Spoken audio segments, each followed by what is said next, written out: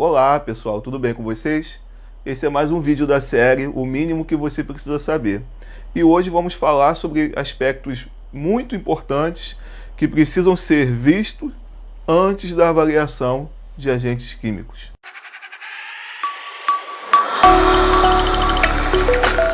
Olá, me chamo Igor Lima, sou engenheiro de segurança do trabalho, higienista ocupacional certificado pela BHO e possuo experiência em perícias, em consultoria, como professor, enfim, e também como técnico em química.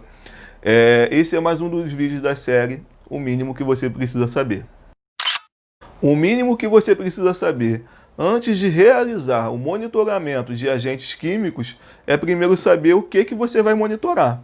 E para saber o que você precisa monitorar, você vai precisar consultar a FISPIC do produto químico.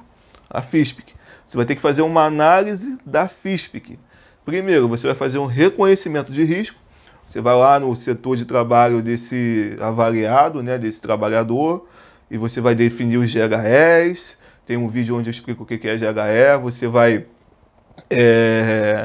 caracterizar esse GHE, vai identificar quais são os produtos químicos que ele está usando, e através desses produtos químicos você vai ter que ter acesso à FISPIC. Tem outro vídeo que eu explico o que é FISPIC também.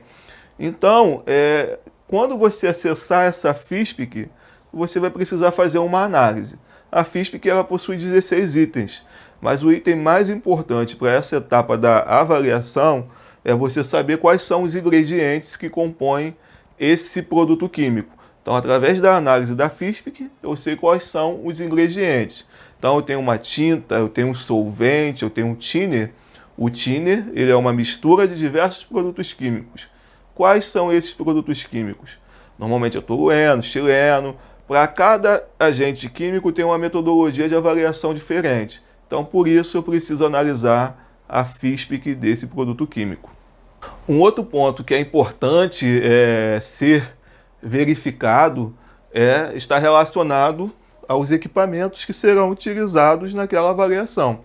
Então, assim, eu tenho o equipamento adequado para fazer aquele monitoramento. Cada equipamento tem a sua especificação e cada agente químico também tem a sua metodologia com especificação sobre vazão, sobre volume, enfim. Então, o equipamento que eu tenho, ele vai poder ser utilizado, por exemplo, para avaliar uma poeira com sílica. Ele é um equipamento de baixa vazão ou alta vazão? Os acessórios que eu tenho, ele realmente é aquele acessório que eu vou precisar usar naquela avaliação química ou está faltando algum? Está faltando uma caneta redutora, está faltando um cassete, está faltando algum produto, algum equipamento para realizar aquele monitoramento? Então isso é um outro ponto que eu preciso entender antes de avaliar. Eu tenho que me certificar que eu tenho os equipamentos, o calibrador, a bomba de amostragem, a mangueira, enfim, a caneta redutora para aquele tipo de medição. Só depois disso eu vou pensar em avaliar. Depois que eu verificar isso, é comum, eu trabalhava numa empresa onde eu tinha centenas de outras empresas para fazer monitoramento. Então, assim, eu tinha uma equipe que eu coordenava e normalmente eu fazia uma reunião semanal para verificar, nessa semana você vai nessa empresa, na outra semana você vai na outra empresa, segunda você vai na empresa A, quarta você vai na empresa B fazer essa avaliação de agente químico. Só que, para fazer esse planejamento, eu tinha um local que eu precisava consultar. Esse local se chama clima-tempo. Qual é o clima que vai estar naquele dia daquela avaliação? Vai estar chovendo? Vai estar calor? Como é que vai estar a umidade? As condições climáticas, umidade, temperatura, pressão, dentre outros, são muito importantes na hora de fazer a avaliação de agentes químicos. Eu já tive casos de uma equipe toda ser mobilizada para outro estado aqui da nação e ao chegar lá não pôde fazer o monitoramento porque estava chovendo. Então não dá para fazer. E aí os insumos adequados. Cada substância química tem o seu insumo que vai ser utilizado. Tem uma metodologia, essa metodologia vai indicar qual é o insumo. Vapores orgânicos, basicamente carvão ativo.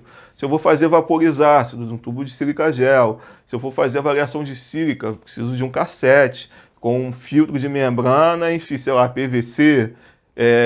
Se eu for fazer um outro monitoramento, enfim, para cada monitoramento eu tenho um insumo específico para monitorar aquele produto químico. Então eu preciso ter esse insumo.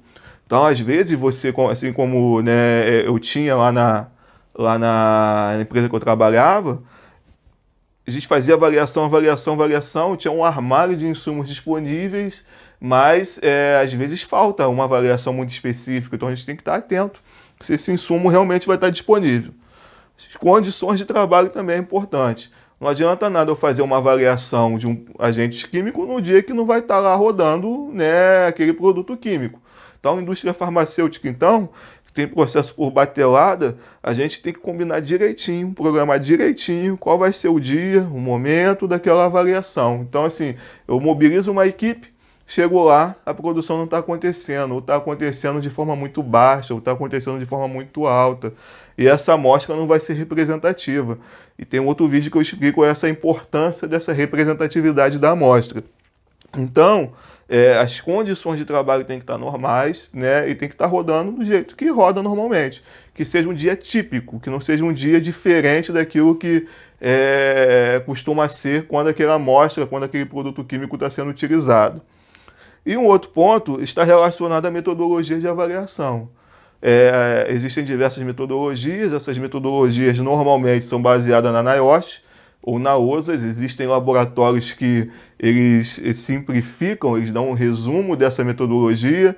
Eu já trabalhei em laboratório, sou técnico em química, eu fazia essas análises químicas na área de higiene ocupacional, então eu trabalhava, por exemplo, fazia avaliação de vapores orgânicos em cromatografia gasosa, vapores ácidos em cromatografia líquida de troca iônica, enfim. Então a gente tinha que estar atento a essas metodologias. Então a gente consultava lá a fonte principal, que era a NIOSH, que era a OSA, e tentava resumir para os profissionais de segurança que não estão habituados com esse tema. Mas eu deixo aqui uma observação, não confia muito não, porque pode ter um erro humano nesse sentido.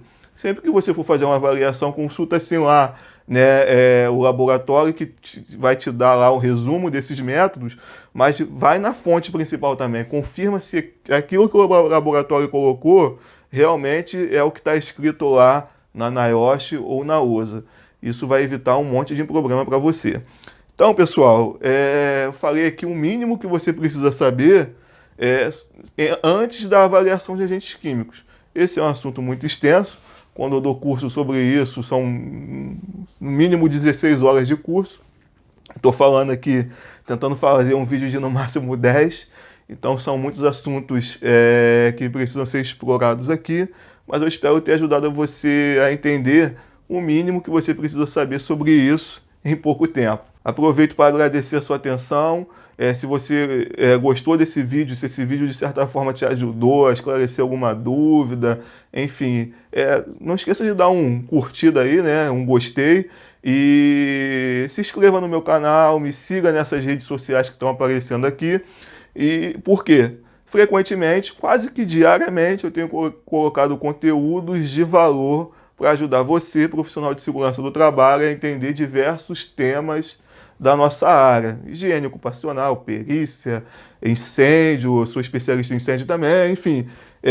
Tudo isso com o objetivo de ajudar você a se tornar um profissional melhor. Então, me siga nas redes sociais, um grande abraço e fique com Deus.